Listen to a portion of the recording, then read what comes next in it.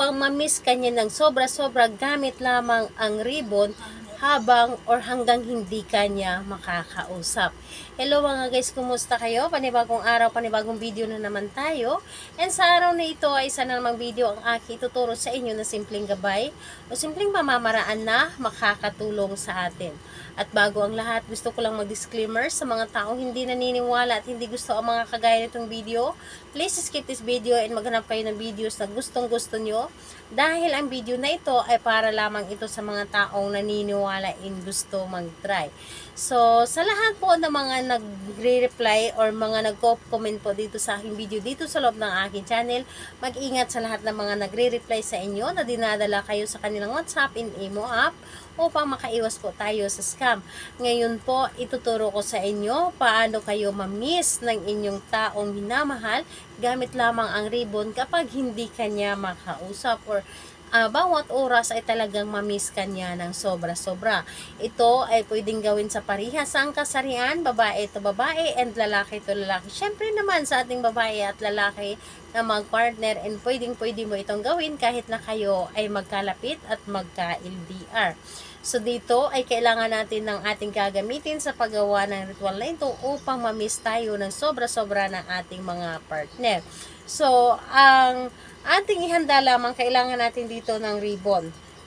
Pwedeng pink, pwedeng pula. So, pink or pula na ribbon ang ating gagamitin. So, maghanda lamang ng ganitong ribbon, pink or pula. And pwede kayong gumamit ng ribbon na tinatali sa mga bulaklak. Basta ribbon po, pwedeng-pwede po. And ayun po, pink or pula na ribbon ang ating kakailanganin. And syempre kailangan natin dito ng marker. Marker po dapat or pentel pen o di kaya color pen. Dahil sa ball pen ay hindi natin or hindi siya kaya makapagsulat sa ribbon. So, pentel pen po or color pen. So, ayun lamang ang mga bagay na ating ihanda sa paggawa ng ritual na ito. Ngayon, kapag ready ka na, kailangan na i-ready mo rin dito ang inyong sarili, na alam mo sa iyong sarili na gustong-gusto mo itong gawin, na para bang hinihila ka na gawin mo ang isang ritual. And dapat po buo po ang inyong loob sa paggawa, ang higit sa lahat ang inyong paniniwala. And ayun, kailangan na mag-isa ka lang din na gumawa nito at wala pong dapat na nakakaalam at hindi mo rin ito dapat na ipagsasabi sa kahit kanino. Ngayon, kapag okay na, ready ka na, ay pwede mo na itong simulan. Ang gagawin mo lamang dito sa ribbon po, dito sa ribbon na ito, gamit ang pentel pen or color pen, isulat po ninyo dito ang pangalan at apelyido ni target. So, pangalan at apelyido ni target, isulat po natin dito sa ribbon. Isulat po natin dito sa ribbon ang pangalan at apelyido ni target. At kapag naisulat nyo na ang pangalan at apelyido ni target, idugtong po ninyo dito na sobra-sobra mo ako ma-miss hanggat hindi mo ako makakausap o hindi mo ako makikita. Isulat nyo lamang po dito, idugtong nyo lamang dito sa inyong ginawa. So, pagkatapos po, kapag naisulat nyo na lahat, yung pangalan at apelyido ni target, dito sa ribbon na ito, ay itali po ninyo dito sa inyong, gawin po ninyong bracelet or itali po ninyo. So, itali po ninyo dito sa inyong kamay. And habang tinatali po ninyo pangalan at apelyido ni target, ay sabihin po ninyo, sobra-sobra mo ako ma-miss hanggat hindi mo ako makikita o makakausap.